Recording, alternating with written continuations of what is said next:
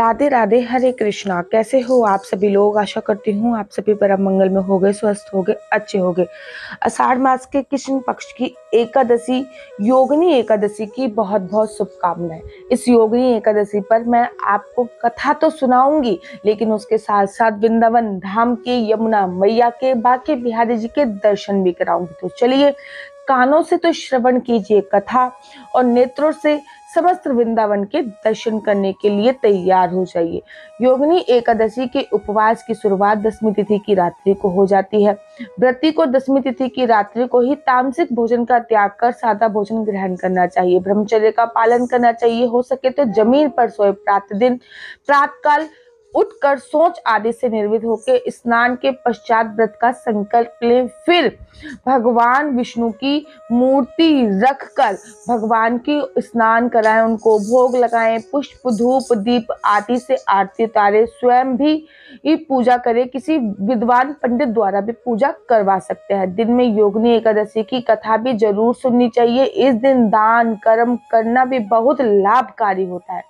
People के पेड़ की पूजा भी इस दिन अवश्य करना चाहिए। रात्रि में जागरण भी करना चाहिए। इस दिन दुर्व्यवहार से दूर रहना चाहिए। सात्विक जीना चाहिए। चलो, सबसे पहले मैं आपको इसका महात्म बता देती हूँ। महाभारत काल की बात है। एक बार धर्मराज युधिष्ठिर भगवान श्री कृष्ण से द्वादशी के व्रत का महात्म सुन रहे थे। उन्होंने भगवान श्री कृष्ण जी से कहा कि भगवान, आषाढ़ मास के कृष्ण पक्ष की एकादशी का क्या महत्व है, इस एकादशी का क्या नाम है। भगवान श्री कृष्ण ने कहा, हे राजन, इस एकादशी का नाम योगिनी है। समस्त जगत में जो भी इस एकादशी के दिन विधिवत उपवास रखता है, प्रभु की पूजा करता है, उसके सारे पाप नष्ट हो जाते हैं। वह अपने जीवन में तमाम सुख सुविधाएं, भोग विलास का आनंद लेता है और अंत काल में उसे मोक्ष की प्राप्ति होती है। योगिनी एकादशी का यह उपवास तीनों लोकों में प्रसिद्ध है। तब युधिष्ठिर ने कहा कि प्रभु, योगिनी एकादशी के महात्म को आपके मुखारबिंदु से सुनने की मेरी उत्साह बढ़ गई है। कृपया इसके बारे में विस्तार से बताइए। तब भगवान श्री कृष्ण जी कहने लगे, हे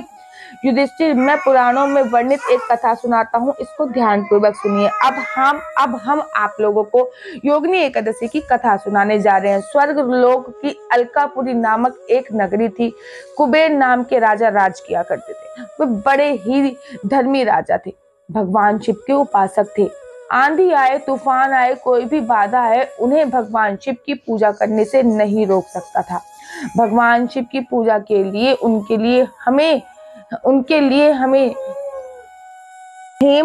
लिए हेम नामक एक माली फूलों की व्यवस्था करता था। वह रोज राजा कुबेर को पहले फूल देकर जाया करता था। हेम अपनी पत्नी से बहुत प्रेम करता था। वह दिखने में भी सुंदर थी। एक दिन हेम पूजा के लिए पुष्प लेने आया तो उसने रास्ते में सोचा कि अभी पूजा में तो समय है, क्यों ना घर चला जाए, और उसने आते जाते घर की राह पकड़ ली। घर आने के बाद पत्नी को देखकर वह कामोत्सुक हो गया, उसके साथ रमण करने लगा। उधर पूजा का समय बीतता जा रहा था। राजा कुबेर पुष्प न आने से व्याकुल हो रहे थे। जब पूजा का समय बीत गया, तब हेम पुष्प लेकर नहीं पहुंचा तो राजा ने अपने सैनिकों को भेजकर उसका पता लगाने को कहा। सैनिकों ने लौटकर बताया कि महाराज, वह महापापी तो महाकामी भी है, अपने पत्नी के साथ रमण कर रहा है, रमण करने में व्यस्त है। यह सुनकर कुबेर को गुस्सा आया। कुबेर का गुस्सा सातवें आसमान पे पहुंच गया। उन्होंने तुरंत हेम को पकड़ लिया। अब हेम कांपते हुए राजा कुबेर के सामने खड़ा था। कुबेर ने हेम को क्रोध होते हुए कहा कि हे नीच महापापी, तुमने काम वासना होकर भगवान शिव का अनादर किया है। मैं तुझे श्राप देता हूँ कि तू स्त्री का वियोग सहेगा और मृत्युलोक में जाकर कोढ़ी होगा। अब कुबेर के श्राप से हेम माली भूतल पर पहुंच गया और कोढ़ग्रस्त हो गया। स्वर्ग लोक में वास करते करते उसे दुखों की अनुभूति नहीं हुई थी, लेकिन जैसे ही वो पृथ्वी लोक पर आया, भूख से प्यास से उसको दुखों की अनुभूति होने लगी। उसको भूख प्यास सताने लगी, साथ साथ गंभीर बीमारियां, कोढ़ से उसका सामना हो गया। उसे अनेक दुखों का कोई अंत नजर नहीं आ रहा था, लेकिन उसने भगवान शिव की पूजा कर रखी थी, उसने सत्कर्म कर रखे थे। एक दिन घूमते घूमते मार्कंडेय ऋषि के आश्रम में पहुंच गया। यहाँ आश्रम में मासी ये पहुंचते है ही दूर से उसके देखा था आश्रम की उसने। शोभा देखते ही बनती थी। ब्रह्मा के लगा समान कैमरा मैन तभी तो मार्कंडेय पीछे ऋषि एक की आधी मंजिल सभा से का ऊपर था फिर नजारा भी पीछे था। वह बैकग्राउंड उनके आवाज भी चरणों मुझे में नहीं गिर पता गया और होगा ना। महर्षि से पूछने पर उसने व्यवस्था में उन्हें अवगत कराया। वह ऋषि मार्कंडेय ने कहा कि तुमने मुझसे सत्य बोला है, तो इसलिए मैं तुम्हें यह उपाय बताता हूँ। आषाढ़ मास के कृष्ण पक्ष को योगिनी एकादशी है।